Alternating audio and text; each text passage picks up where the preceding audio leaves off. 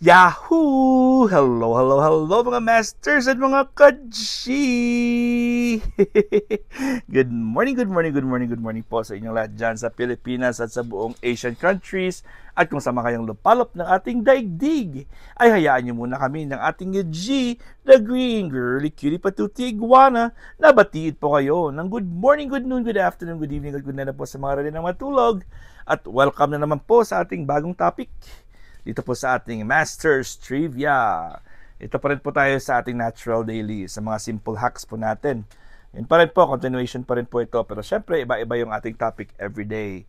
Hindi na po tayo gagawa ng mga topics muna na connected or series. Ito po ay parang para hindi siya medyo overwhelming at hindi kayo mahihirapan para po kayo sumunod sa ating topic. Okay, so one topic per day and try natin po na expound every topic. Tapusin natin ang 12 minutes every topic. So here we go. Please don't forget to like, share, comment, and subscribe bago po tayong mag-continue sa ating discussion. Of course, thank you so much sa inyong full love and support. And I hope na naka-all belt po kayo sa ating channel, Master Worm. So you guys are also updated sa ating mga contents. Alright, continue na po tayo. Ito po, I'm sure that some of you will really like this topic. Okay? So, eat dark chocolates. Eat dark chocolates. Ayun, sino ba sa inyo dito yung mahihilig sa dark chocolates? It's no longer wishful thinking.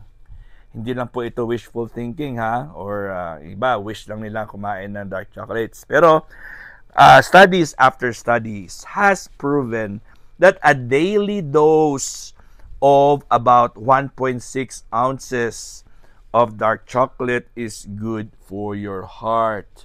Ayan pala mga masters po, pag kayo po ay kumakain ng dark chocolate every day, pwede po tayong kumain ng 1.6 ounces ng dark chocolate every day.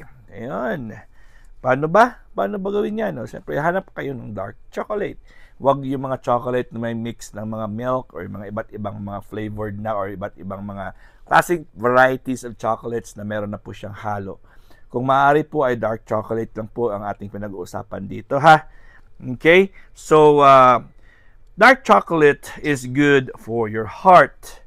It is also good for your brain and overall health. Ayan po mga masters, ang dark chocolate po ay marami pala po siyang benefits.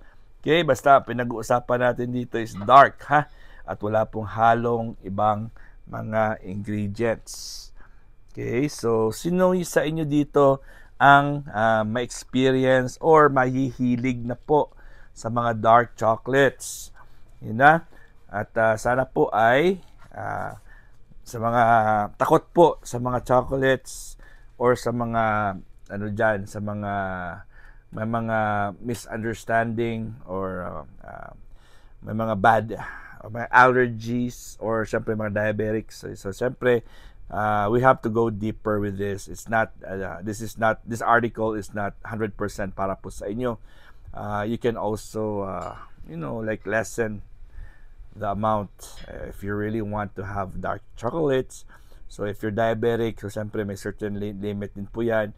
And if you have allergic reactions po sa dark chocolates, which a few of our patients have allergens, allergic reaction po. Kaya po ako po ay, when it comes to this, medyo experience po ako sa mga ganyan na mga pasyente. Kasi sometimes I give them lectures and all of a sudden they'll inform me that they're allergic to specific food. And even, you know what, it's funny because we have a lot of patients here in El Paso. Probably not really a lot, but I probably have in my notes. I think I knew 7 of our patients that are allergic to water. Nako, mga masters and mga ka-G, may allergic din pala sa tubig. Tandaan niyo po yan, hindi lang po lahat ng tao ay pakakainom ng tubig. Meron din allergic sa tubig. Pag umiinom po sila ng tubig, nagkakaroon po sila ng reaction. Okay? So yung iba po dyan ay namamaga ng lalamunan nila or yung iba po dyan ay nagkakaroon ng rashes. So sa tubig po yan. So of course, it's gonna be a different, they need to have specialized physicians or doctors or whatever health intervention or practitioner they need to go in order to understand their situation, kasi not everybody is hiyang, tawag natin hiyang dyan, ha, okay, to water. And unfortunately, 7 of these patients that I personally knew, they're having struggles on, of course, keeping themselves hydrated.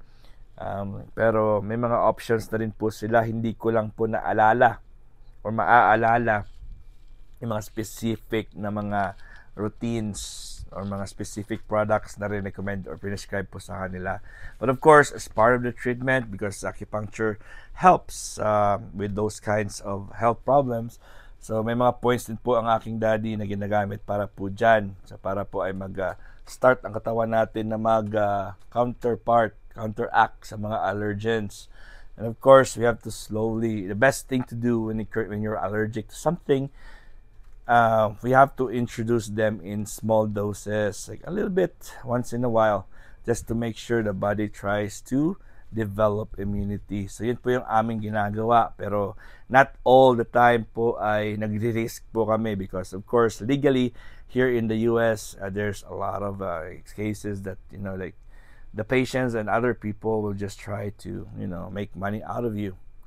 So because of insurances, because of a lot of factors, they come to a specific facility and they'll try to find something that they can earn money from. O, diba? Mga scams, mga modus po nila. Even, diba? Marami yan. Kahit sa YouTube, makikita niyo yan. Namalakad lang yung tao, bigla nagpabangga. Na malayo pa naman ng kotse. Pero may mga ganun yan. Okay, so we are very, very careful sa mga pagbibigay ng advices. And of course, I have to, when I talk to clients, I have to psycho ko muna.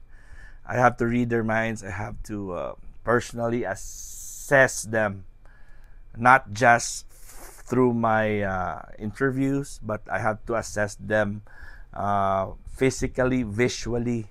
Okay, so yun po talaga, we have to develop some techniques on how to assess a person physically or by visually, sa kanyang eye-to-eye contact, sa kanyang mga sagot. Kailangan ma-assess mo po siya. Alright, so balik po tayo sa topic natin. Medyo napalayo tayo, but it's still related because people that are allergic to dark chocolates, are not supposed to risk as of now, because our topic is about eating chocolates, right? Eating dark chocolates, which is really good to boost your heart and your brain. Okay, so we still have our do's and don'ts, whatever topics we discuss. Okay, so but before you rush out to buy a 3-pound bag of Hershey's assorted miniature, and po kasi syempre may iba, bibili na yan, pupunta na yan sa SNR, pupunta sa Costco, pupunta na yan sa mga malalaking supermarkets or sa mga markets na nagbebenta ng bulk. Okay, so to save more. But remember this, mga masters, yung mga products na yan, mga branded products na may mga assorted miniatures, pound by pound yung bentahan pag ang selling nila niyan. Okay, tandaan po natin, ha, mga masters and mga ka-G, let's be clear of the type of chocolate the science is talking about.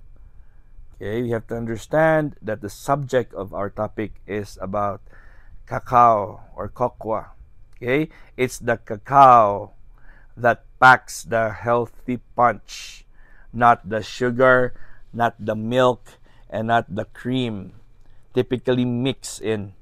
So pag meron na po siyang cream, pag meron na po siyang sugar, artificial sweeteners, pag meron na po siyang inad or dinagdag po dyan ng mga ingredients, if they added already some of these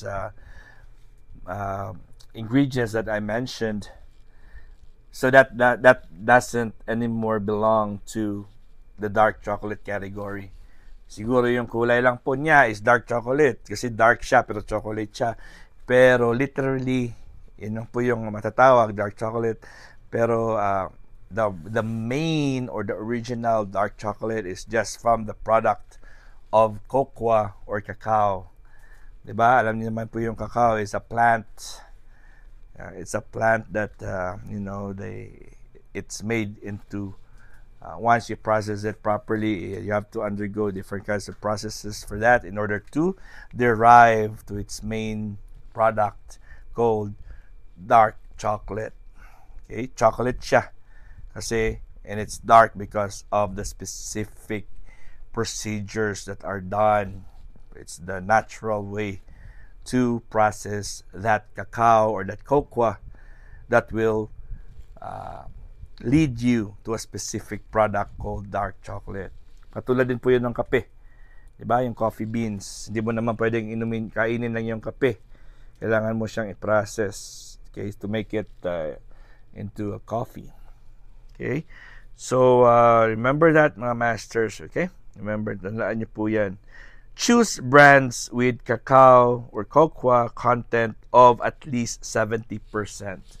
Ayan po, mga masters at mga ka-G, yung mga products po na bibili nyo or na-fall sa category po ng dark chocolates, you have to make sure that the cocoa or the cacao content percentage is at least 70%. So the higher, the better. Okay, so may mga different brands din po ng mga chocolates na meron po siya makikita ka 73% cocoa. Yun yung mga tinatawag na dark chocolates. Okay, so even better, make it yourself with raw organic cacao powder, coconut oil, and maple syrup. Yan po ang usually ang pinaka madaling gamitin para po kaya gumawa ng ating sariling dark chocolate. Alright, so again, sa ating topic na ito, we talked about eating dark chocolates, which is really good for our heart, brain, and overall health. So this is G, mga masters, and of course, ang inyong nag-iisang Master Worm.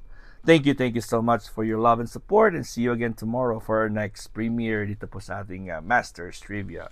God is great! Yahoo!